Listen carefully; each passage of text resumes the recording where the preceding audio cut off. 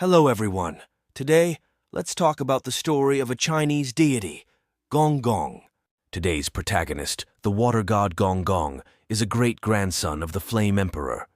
Despite being a somewhat rebellious youth, he possesses immensely powerful divine lineage. He is the rightful heir to the 5 emperors. His daughter, Hu Tu, is the strongest female deity in ancient China, the principal deity of all earthly gods. His granddaughter, Nu Wa, is the creator goddess and the primordial mother of all things.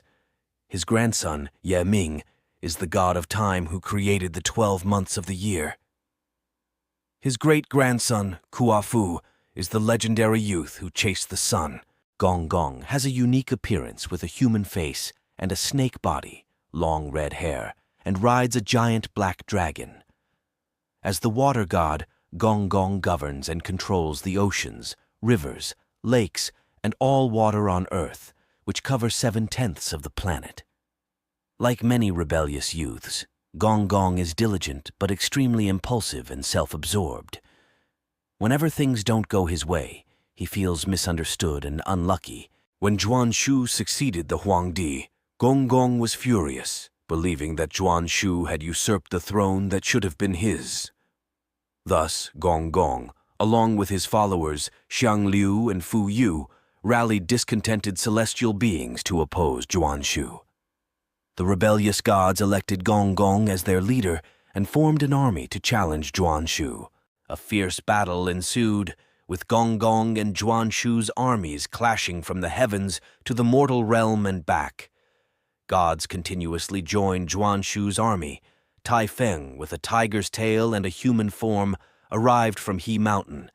Ji Meng, with a dragon's head and a human body, came from Guang Mountain. Jiao Chong, with 2 beehive-shaped heads, led poisonous bees and scorpions from Pingfeng Mountain, and Zhurong, who controls all fire, rode a giant red dragon from Heng Mountain. Gonggong's army began to falter. He fled to the northwest, to Mount Buzhou, where he was ultimately defeated by Zhurong. Desperate, Gonggong saw Mount Buzhou, a towering peak supporting the sky, blocking his way. Knowing it was a major pillar maintaining Zhuan Shu's cosmic rule, he heard the approaching enemy and felt trapped. In his despair, Gonggong let out an angry roar and rammed into Mount Buzhou. With a tremendous crash, Mount Buzhou, the sky pillar, was broken. This cosmic upheaval caused the northwest sky to tilt, making the sun, moon, and stars slide towards the lower western sky, creating the celestial patterns we see today. The southeastern Earth also collapsed, forming the current geographical tilt with rivers flowing eastward and all waters converging into the sea. Nuwa later repaired the sky and restored order, but that is another story. During the reigns of Emperors Shun and Yao, the exiled Gonggong returned to flood the land, causing immense suffering. Gun, who tried to control the flood by stealing the emperor's magical soil, was executed by Zhurong.